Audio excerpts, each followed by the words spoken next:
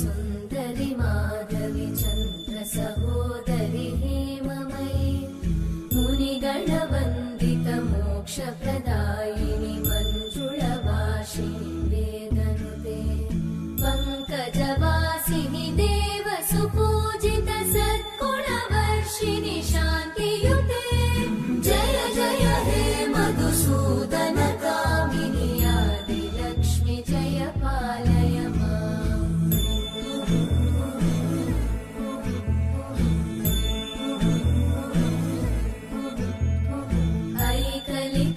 ऐकलिकल्मषनाशिनि कामिनि वैदिकरूपिणि वेदमये क्षीरसमुद्भव मङ्गलरूपिणि मन्त्रनिवासिनि मन्त्रनुते मङ्गलदायिनि अम्बुजवासिनि देवगणाश्रितपादयुते जय जय हे मधुसूदन कामिनि धान्यलक्ष्मि जय पालय माम्।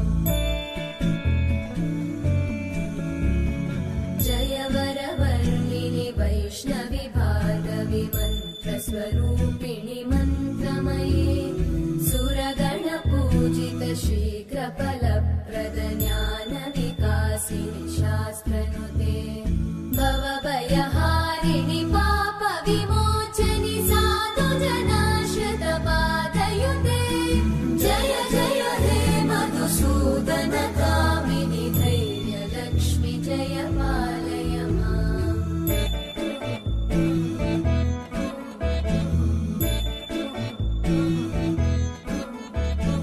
जय जय दुर्गतिनाशिनि कामिनि सर्वफलप्रद शास्त्रमये रथगजतुरगपदादिसमानुत परिजनमण्डित लोकनुते हरिहर ब्रह्म सुपूजित सेवित तापनिवारिणि पादयुते जय जय हे मधुसूदन कामिनि श्रीगजलक्ष्मी पालय माम्।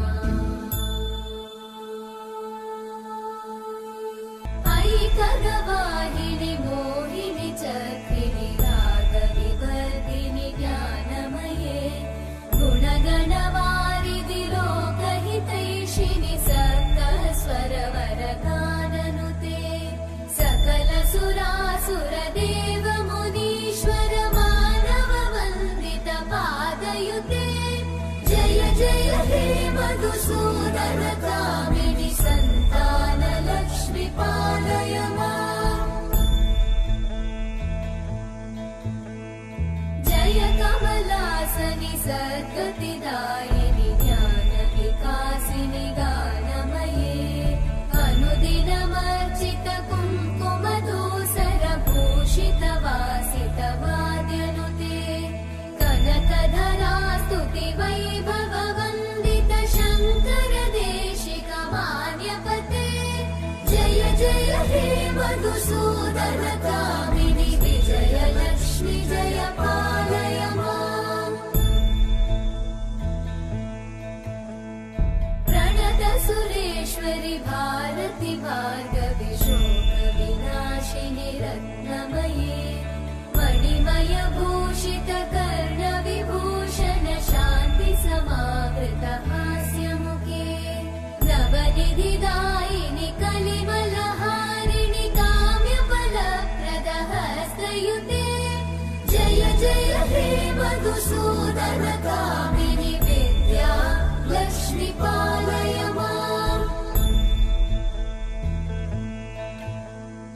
धिमि धिमि धिं धिमि धिं धिमि धिं धिमि धुन्दुभिनाद सुपूर्णमये धुम धुम धुं धुम धुं धुम धुं धुम शङ्खनिनाद सुवाद्यनुते वेद पुराणेतिहास सुपूजित वैदिक मार्ग प्रदर्शयुते जय जय हे मधुसूदन कामिनि श्रीधनलक्ष्मी पालय माम्।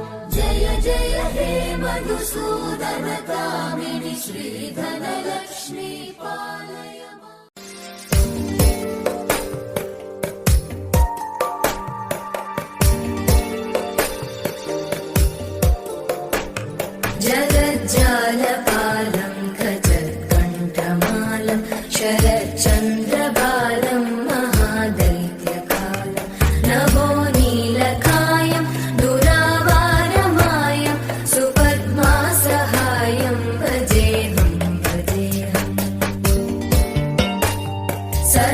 सदाम्बोधिवासं गदत्पुष्पहासं जगत्सन्निवासं शतादित्यभासं गदाचक्रशस्त्रं लसत्